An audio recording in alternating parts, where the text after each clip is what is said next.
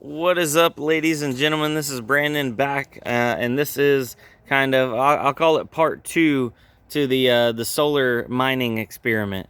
A lot of people are taking this a little too seriously, and they're like, "Oh my God, you couldn't do this!" Guys, it's just an experiment. It's just for fun, and it's gonna be scaling as it goes. I got looking through all my old stuff, and I had this is an old Harbor Freight solar kit right here. I think it's like a 45 watt kit, so I don't know if each panel is like, what, 10, 20, 30, like, I don't know, 15 watts maybe? Each panel is 15 watts. Anyway, it's a horribly inefficient and overpriced kit. I'm not saying go out and buy these by any means, but I had it already.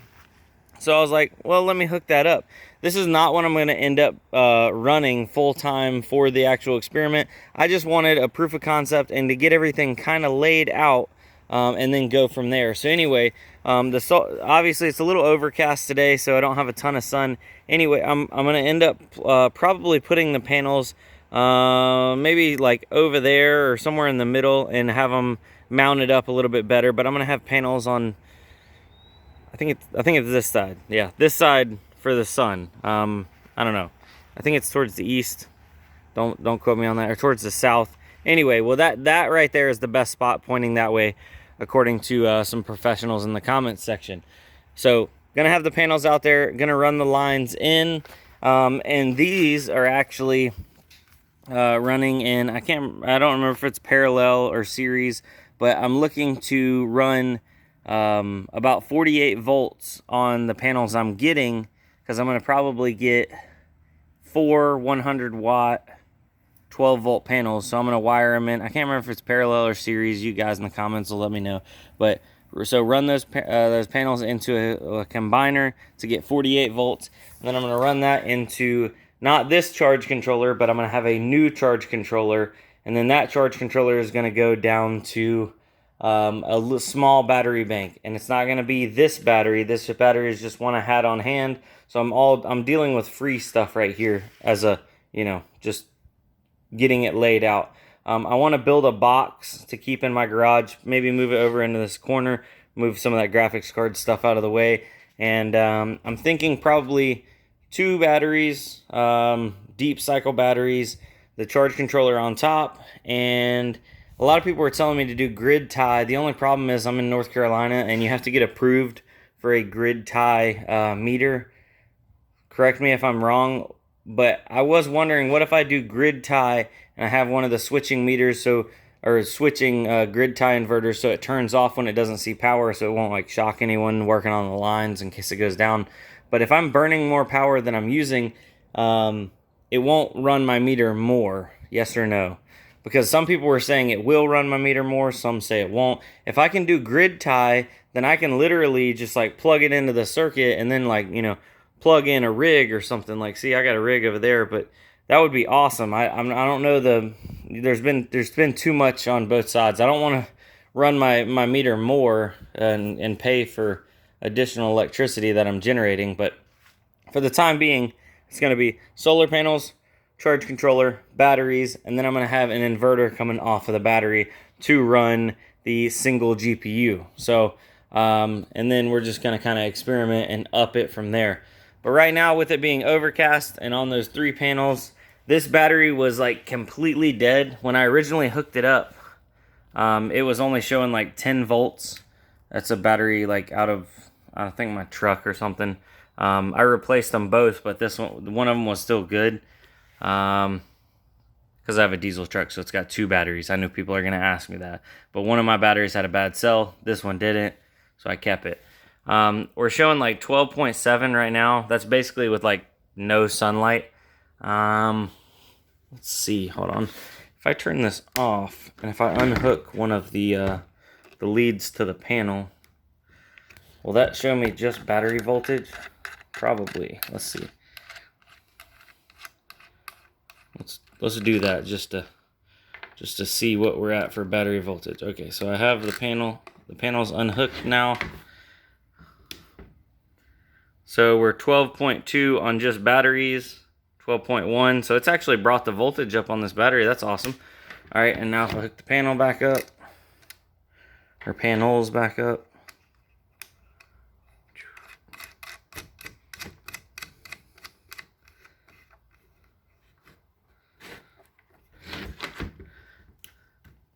we're at 12.6. So it is bringing the voltage up a little bit, which is good. So it's actually charging.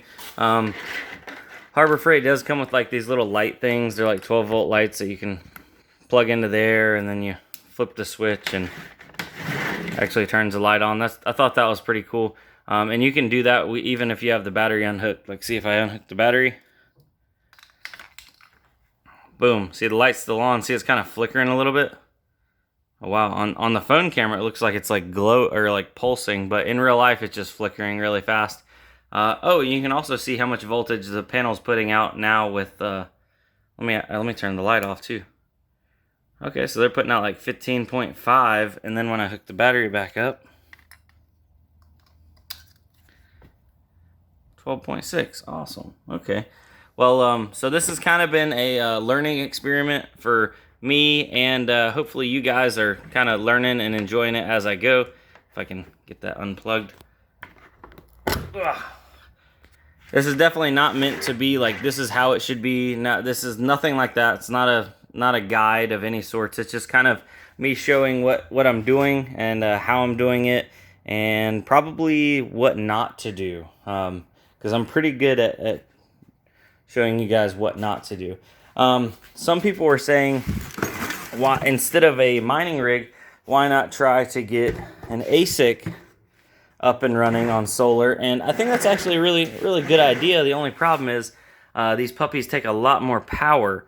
So for this bad boy, I'm looking at 750 to 800 watts for this L3 Plus. I could get it down a little bit more if I do some custom firmware, but I don't think my system will be able to support that currently. It's just, even my projected system with 4 100 watt panels, it's just, I would not be able to do it. Now I could do some like mitigated, run it for a certain amount of time and then turn it off. But to run that 24/7, I would need a much bigger system than I'm planning on putting in. So, yeah, I have some stuff, but that's overkill for right now. I'm looking at doing just one GPU and then stepping up from there. So guys, hopefully I didn't create more questions than answers. And I know I haven't done a lot of content coming up, so that's why I figured I would get something out and just show you guys what I'm working on. And I'm going to get this video uploaded. Oh, well I'll show you all a little sneak peek of something else I got going on. Just, kind of a thank you to the people that make it this far into the video. By the way, comment down below if you've made it to the end of the video. Just tell me, give me a yee down in the comments and let me know that people are making it there. Because I know there's a ton of people that watch it and never make it there. So coming up, I'm going to show you guys how I am beaming internet from my neighbor's house through the woods over there all the way over to here. So not this guy, but my neighbor over there actually has a cable connection, but the cable company will not run the cable from down the road because they said it's not worth it for only a couple more houses, because down the street there's only a couple houses. I'm fighting with the cable company. I'm fighting with the company that's trying to run me fiber. More or less, it just, nobody wants to do it. I even told them, like, let me know what the price is to run it, and they don't even send somebody out here. They just like shooting numbers from the hip. Originally they told me somewhere around like $8,000. I'm like, oh my gosh, like, you telling me to get it from 2 houses over to my house is going to be like $8,000. That is crazy. But in the meantime, I do have DSL. It is horribly slow DSL. It's only 1 megabit. They said they're trying to upgrade the line for me to get me up to 20 or 25 megabits, but that could be a potential couple months away. The company that's handling the fiber connection told me I am 1 to 6 months away. So I got hooked up with my buddy down there. He's got an Integra, if you watch any of my car stuff. And I was like, man, what are you doing about internet? Kind of just asking him. And it's kind of warm out here. But I was like, what do you do about internet? And he's like, man, I got cable. It's like 250 meg. It's all right. And I'm like, you got 250 meg? Like, what?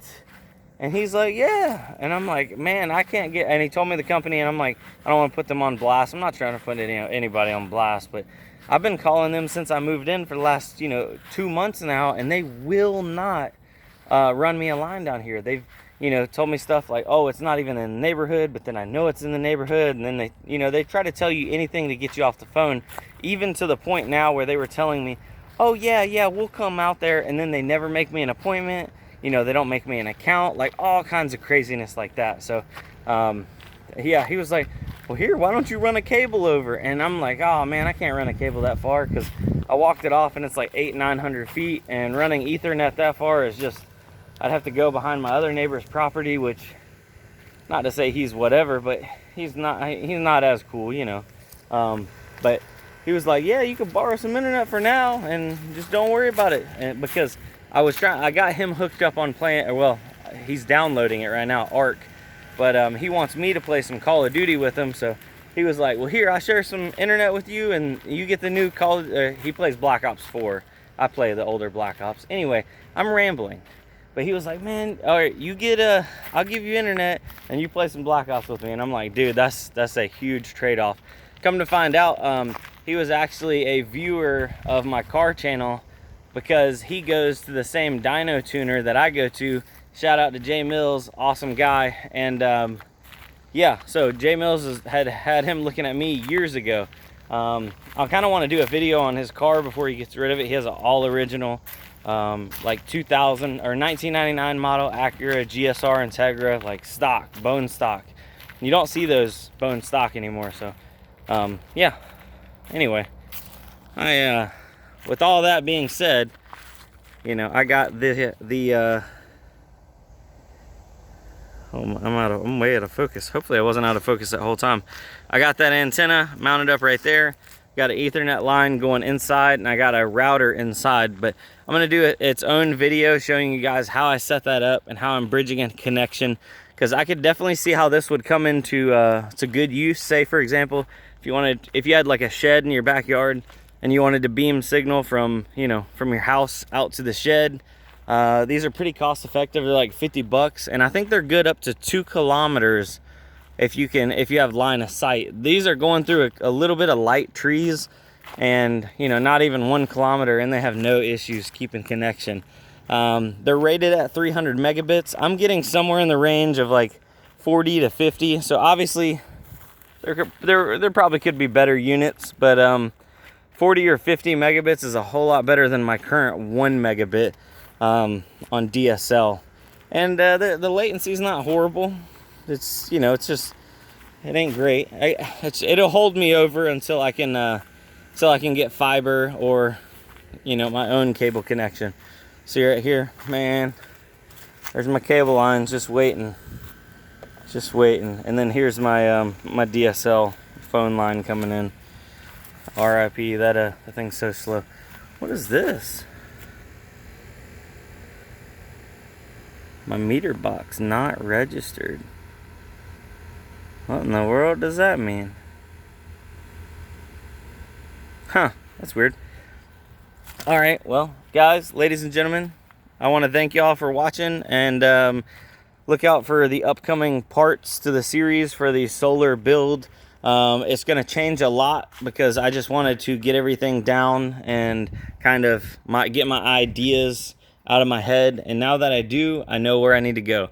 Need to get a good charge controller, solar panels, get a couple decent batteries, and get this thing fired up. So I want to thank y'all for tuning in, and I'll see you next time. If you want to chat or hang out, get into gaming, and have any questions, look at the link for the Discord down below in the description.